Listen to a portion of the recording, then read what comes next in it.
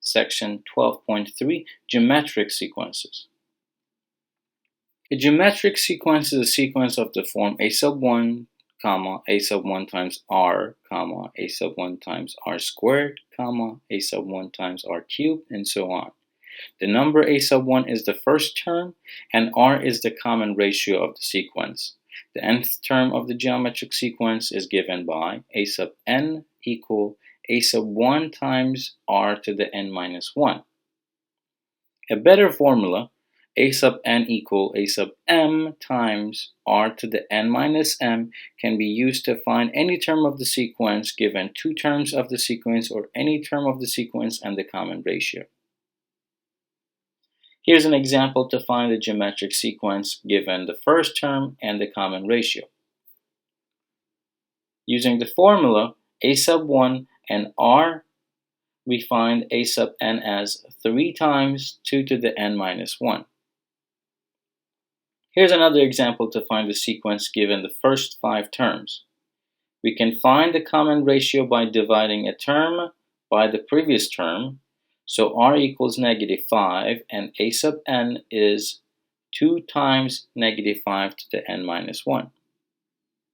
In this example, again we use a sub 2 and a sub 1 to find the common ratio as 1/3, and by substituting a sub 1 and r into the formula, we get a sub n as 1/3 to the n minus 1, which can be simplified to 3 to the 1 minus n power.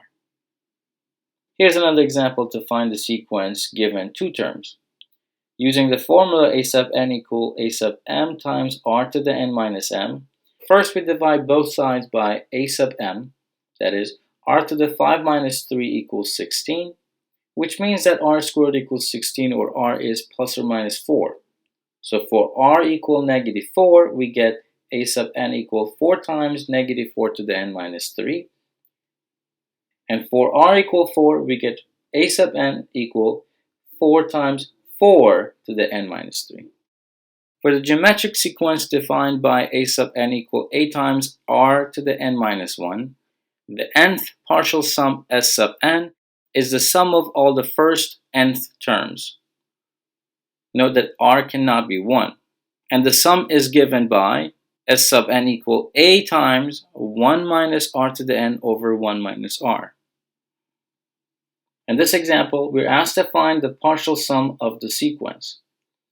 First, we need to check to see if this sequence is in fact a geometric sequence. By checking these terms following the first term of 1 and the common ratio of 4, we can see that this is in fact a geometric sequence. So r equals 4, a sub 1 is 1, and a sub n is 1 times 4 to the n minus 1. Using the partial sum formula, we get 1 times 1 minus 4 to the 6 over 1 minus 4. That is a partial sum of 5,461. An expression of the form of the sum of a sub k from 1 to infinity is the sum of all the terms of the infinite sequence, which is called an infinite series. Note that as n approaches infinity, the sum of the terms gets closer to the sum of the series. If s sub n approaches s as n approaches infinity, where s is a finite number, then the infinite series converges, or the series is a convergent, and the number s is the sum of the infinite series. If s sub n approaches infinity as n approaches infinity, then the infinite series diverges, or the series is divergent. An infinite geometric series is a series of the form of the sum of a times r to the k minus 1 for k equal 1 to infinity is the sum of all the terms of the sequence. If absolute value of r is less than 1, then the infinite geometric series converges and has a sum of s equal a over 1 minus r. And if absolute value of r is greater than or equal to 1, then the series diverges. We are asked to test for convergence in this infinite geometric series.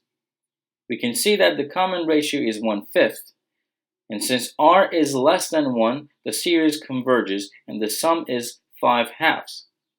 Here's another example. We see that r is 7/5, which is larger than 1, so the series diverges. These are the suggested textbook homework problem and required ALEKS homework for section 12.3.